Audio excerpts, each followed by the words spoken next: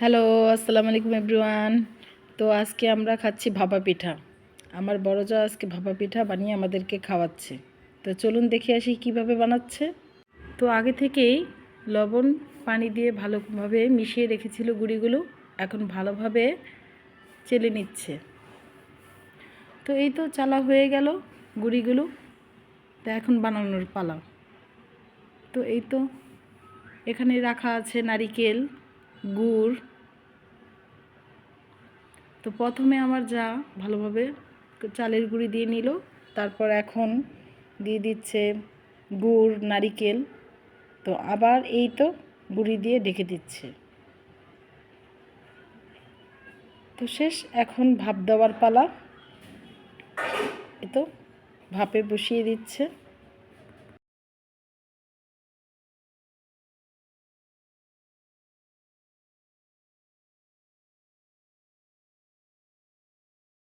এই তো হয়ে গেল আমাদের ভাপা পিঠা। তো এখন পরিবেশন করছি, দেখুন। এই তো গরম গরম ধোয়া ওঠা ভাপা পিঠা কি সুন্দর হয়েছে না? আমার বড় জায়ের হাতের ভাপা পিঠা খুব মজা হয়, অবশ্যই ঘরে বানাবেন।